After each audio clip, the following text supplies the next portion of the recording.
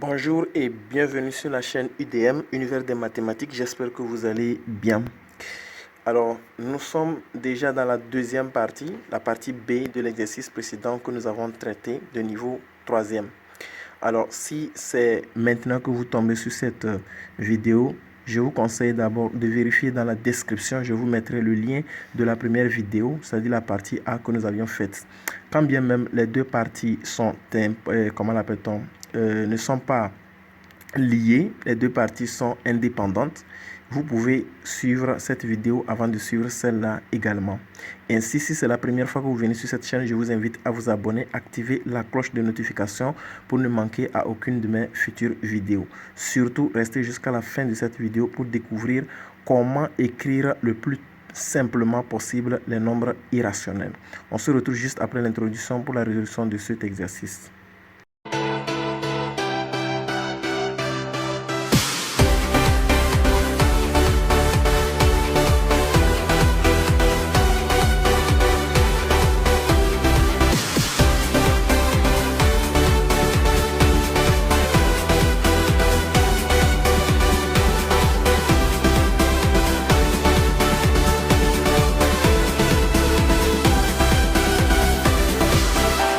Alors, bienvenue encore une fois dans cette vidéo.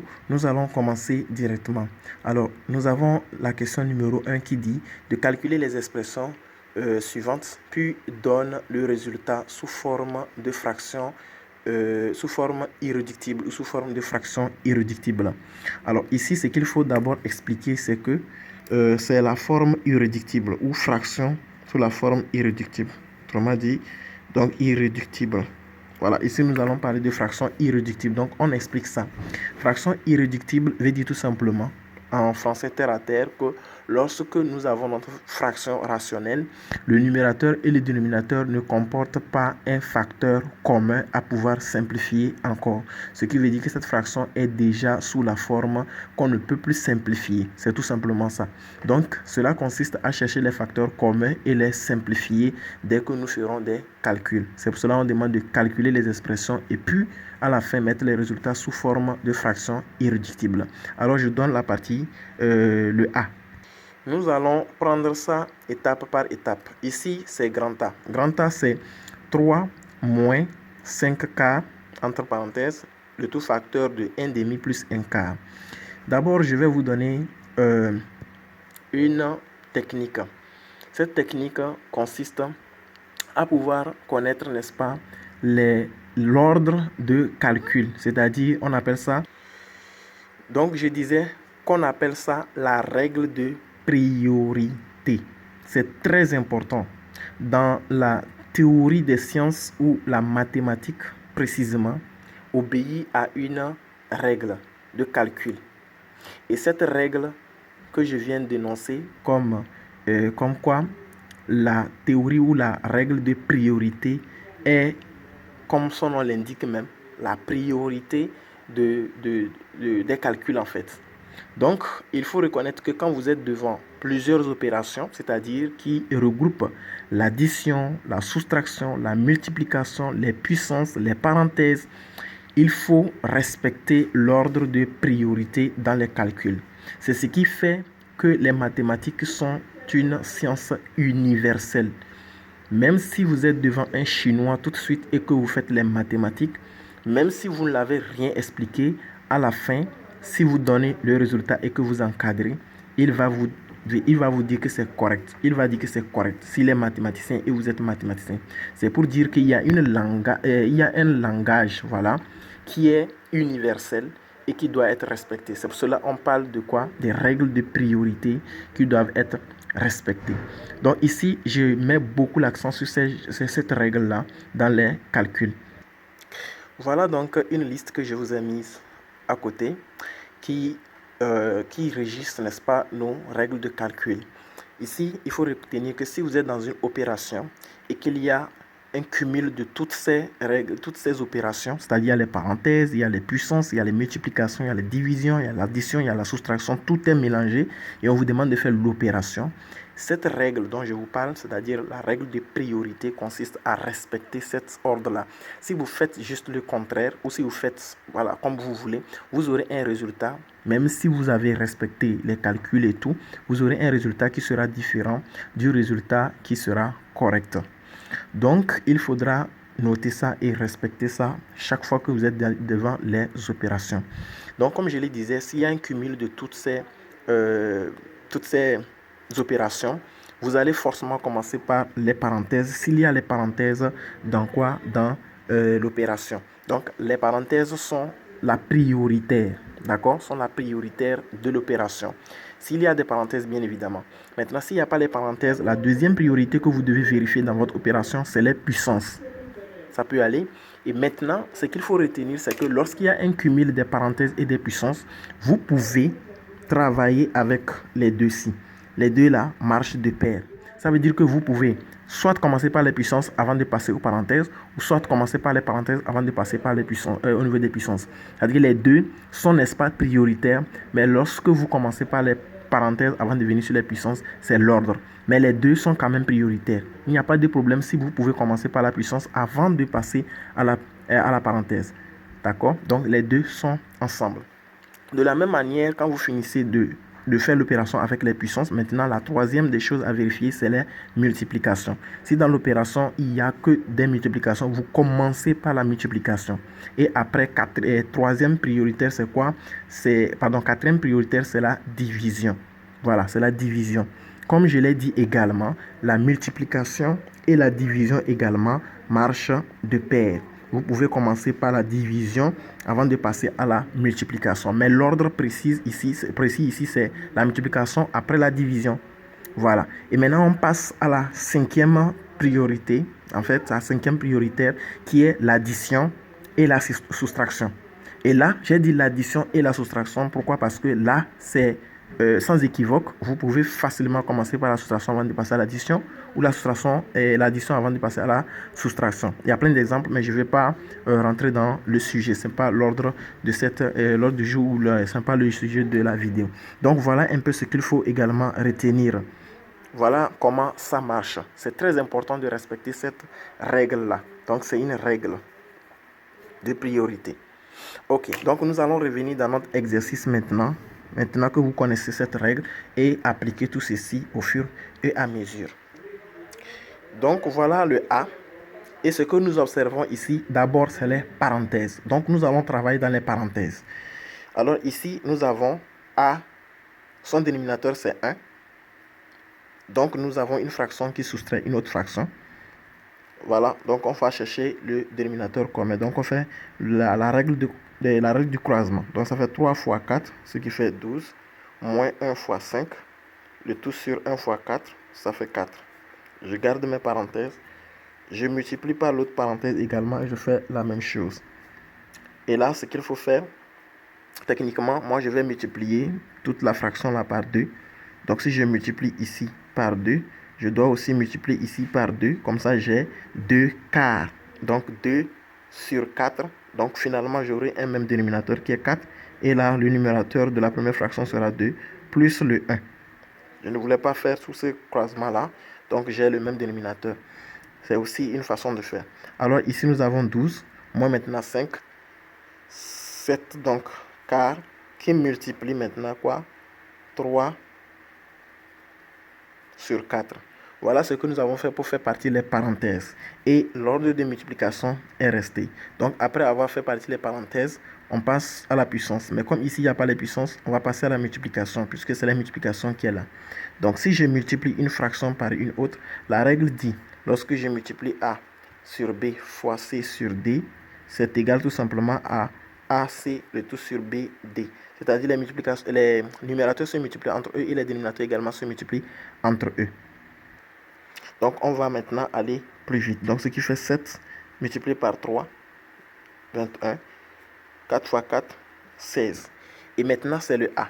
Mais on ne va pas encadrer ça directement. On va vérifier s'il y a là s'il y a possibilité de simplifier. Et quand on vérifie, on voit qu'il n'y a pas possibilité de simplifier. Parce que ici, nous avons 7 qui est un nombre premier. Nous avons 3 qui est un nombre premier. Les dénominateurs, ce ne sont pas des nombres premiers, ce sont des carrés parfaits. Mais comme il n'y a pas de simplification à faire ni au numérateur ni au dénominateur, on garde ça comme ça. Donc la fraction, le résultat de la fraction A est déjà sous la forme irréductible. Donc j'ai pris le temps pour expliquer comment ça marche. Et là, nous allons suivre tout le reste avec la rapidité. Alors, ce qu'il faut retenir au niveau de B, c'est que lorsque nous regardons le B, on doit donner la priorité à la parenthèse. Mais sauf que ici, c'est un nombre qui est dans les parenthèses. Ce n'est pas une opération qu'on nous demande de faire dans les parenthèses. Or, devant la parenthèse, nous avons la division multipliée par la soustraction. Cette règle n'existe pas. D'accord? Cette règle n'existe pas. Ce n'est pas comme la règle de signe que nous faisons, moins fois moins. Ça fait plus, plus fois plus, ça fait plus, ainsi de suite, ainsi de suite. Ici, on ne peut pas faire diviser par moins. Ce n'est pas possible. Donc, il y a une règle qui est utilisée lorsque on a la division devant, ou bien l'opération de division. Donc, c'est ce qu'il faut respecter. Donc, quand on quitte la parenthèse, on va donc tomber quoi? Sur la puissance. Mais comme il n'y a pas la puissance ici, on va donc aller sur la multiplication. Alors, ici, la multiplication également, elle n'est pas visible, mais c'est la division. Comme nous l'avons dit, on peut faire passer la division après la multiplication. Donc, on va le faire ici en commençant par ici. Cette fraction-là, 3 quarts et puis le moins 9 qui est dans les parenthèses. Donc, ce qu'il faut retenir, moins 9 a pour dénominateur 1. Donc, la règle dit, on a d'abord 5 quarts que j'ai écrit, moins maintenant. Il faut savoir que le moins là, c'est quoi? C'est pour la fraction 3 quarts. Ça peut aller, c'est pour la fraction 3 quarts. Donc, je peux prendre ça ou je peux garder ça. Et là, j'ai dit ça fait 3 sur 4 qui multiplie maintenant par quoi? Par l'inverse de la deuxième fraction. Donc, ça fait moins 1 sur 9. C'est ça. Lorsqu'on divise une fraction par une autre, on garde la première et on la multiplie par l'inverse de la deuxième. Et maintenant, je mets moins 2 tiers. Ok. Donc ici, nous voyons qu'il y a apparition de la multiplication. Donc, on peut appliquer la règle. Alors, ça nous fait quoi? Ça fait 5 quarts. Moins maintenant. Ici également, c'est la multiplication entre des fractions. Donc, on respecte ce qu'on avait fait. Ça fait 3 qui multiplie par moins 1. Le tout sur 4 qui multiplie par 9. Et maintenant, moins 2 tiers. Voilà ce qu'il faut faire. Alors, lorsque nous observons cette fraction au milieu également ici, il y a déjà possibilité de simplifier. Parce que le 9 qui est là, c'est un multiple de 3. Donc, on peut dire que ça fait 3 fois 3 en simplifiant également. Donc, ça fait 5 quarts moins 1. Puisque en simplifiant 3 par 3, il va rester moins 1 au numérateur. Et au dénominateur, il va rester 3 multiplié par 4. Donc, ça fait 12. Moins maintenant 2 tiers. Voilà comment il faut respecter l'ordre. Alors, nous avons 5 quarts. Moins multiplié par moins, ça fait plus. Et donc, ça fait 1/12. Moins maintenant 2 tiers. Voilà, maintenant, nous sommes devant l'addition et la soustraction. Et comme nous l'avons dit, on peut faire passer l'un après l'autre, ainsi de suite. Donc, on va chercher le dénominateur commun. Quand on observe bien, on voit que dans 12, nous avons 4. Nous avons également, comment dirais-je? Dans 12, nous avons, bon, ou alors nous allons utiliser la technique là. En multipliant, on va faire tout pour avoir le dénominateur 12. Donc, si je multiplie le numérateur par 3, ça fait 15. Le dénominateur également par 3, ça fait 12. Plus maintenant, je garde 1/12. Maintenant, moins, si je multiplie le numérateur par combien? Par 4, ça fait 8. Le dénominateur par 4, ça fait également 12. Donc, c'est une technique également pour avoir le dénominateur commun qui est 12. Et là, j'ai 15 plus 1, moins donc 8. Voilà. Et donc, ça fait combien? Ça fait 16 moins 8, ce qui fait 8 sur 12. Et ça, c'est B. Mais on ne peut pas aussi garder ça comme ça. Il faut simplifier. On sait que 8, ça fait 2 fois 4. Et ici, ça fait 4 fois 3.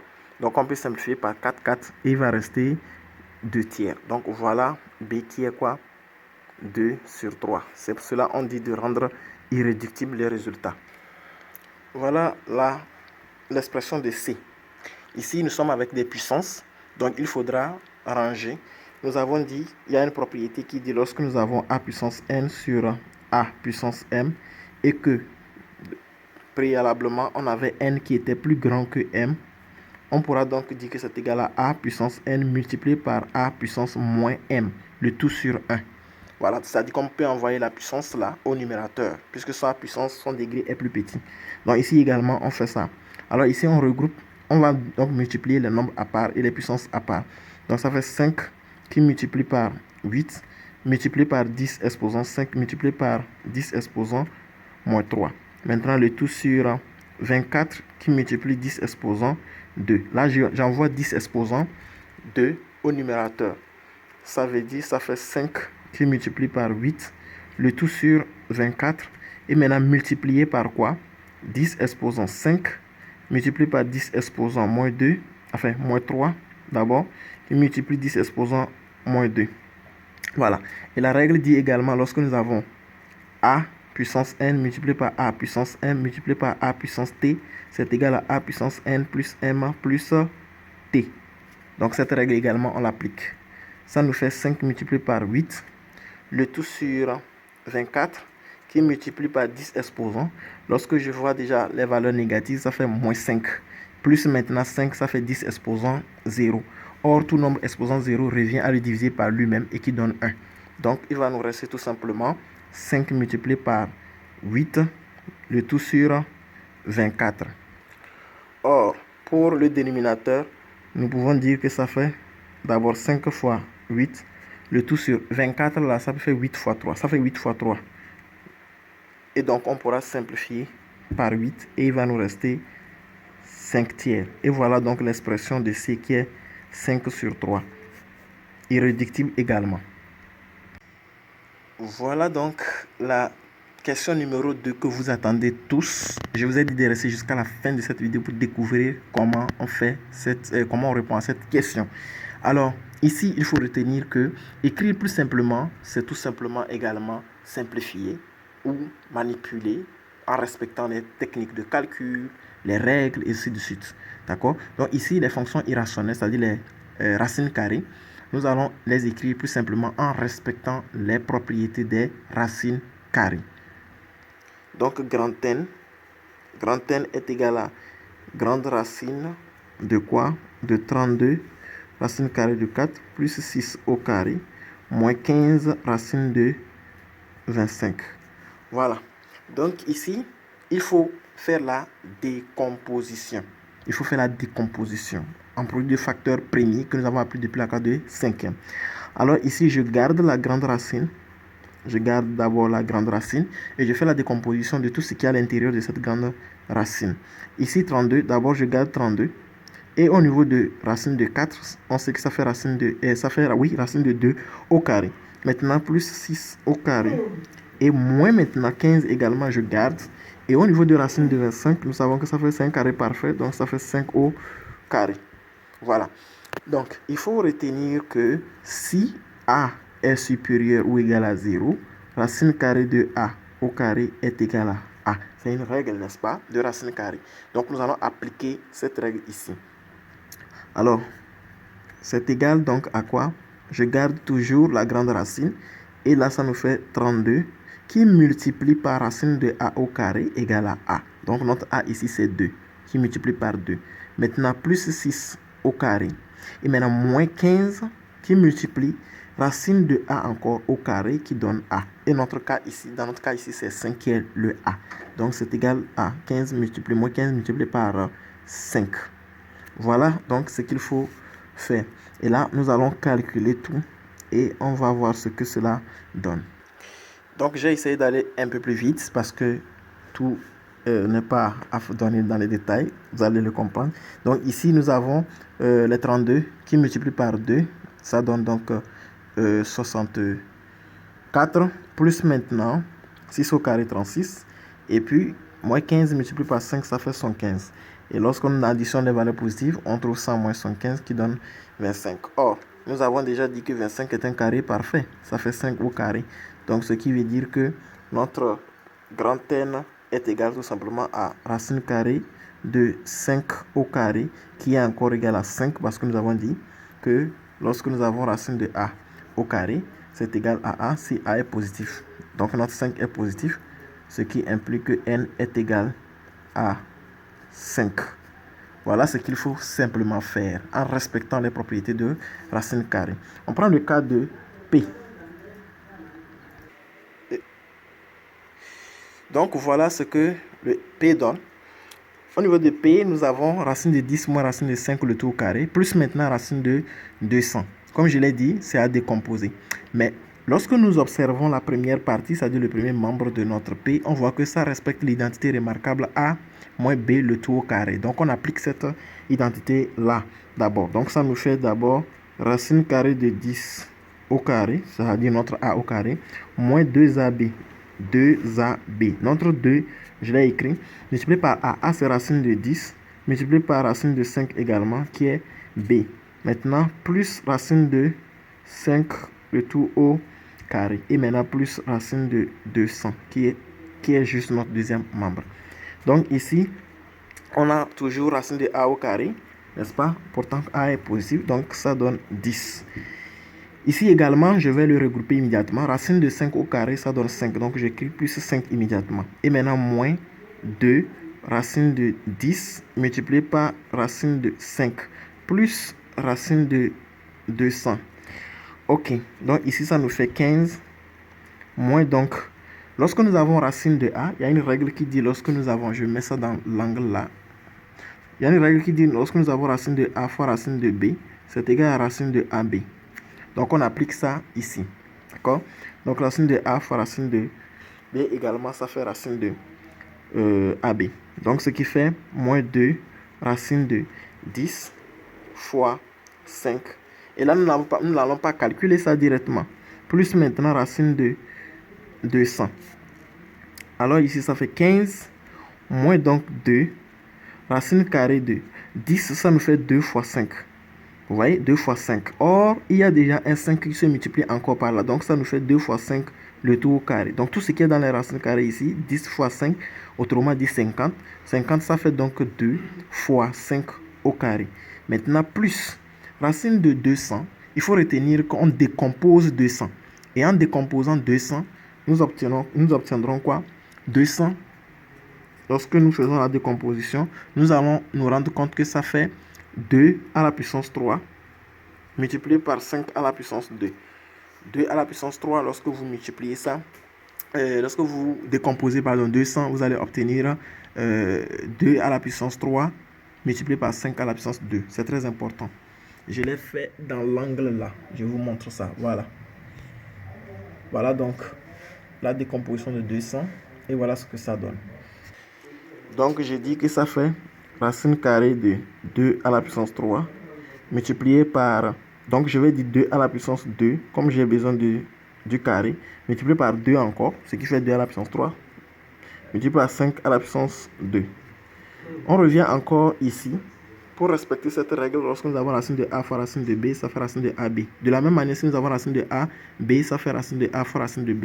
Donc là également, nous respectons cette règle. Ce qui fait donc 15 moins 2 qui multiplie par racine de 2 multiplié par racine de 5 au carré plus racine de 2 au carré qui multiplie racine de 2 qui multiplie racine de 5 au carré également. Donc j'ai juste respecté la règle. Ça fait 15 moins 2 multiplié par 5 au carré, ça fait 5, et racine de 5 au carré, ça fait 5 qui multiplie racine de 2 qui est là tout simplement parce que là il n'y a pas carré. Et maintenant plus ici ça nous fait 2 multiplié par 5, racine de 5 également au carré, ça fait 5 qui multiplie racine de 2. Voilà, donc j'ai juste respecté la propriété. Ça fait donc 15 moins donc 10 racine de 2 plus 10 racine de 2. Et lorsque nous observons cette partie, ça nous donne 0. Ça donne 0. Et il va rester 15 tout simplement. Donc le P est égal à 15. Voilà ce qu'il faut obtenir après avoir fait tout ce mouvement. Donc nous voici juste à la fin de cette vidéo. On se retrouve dans une nouvelle vidéo pour les nouvelles séquences.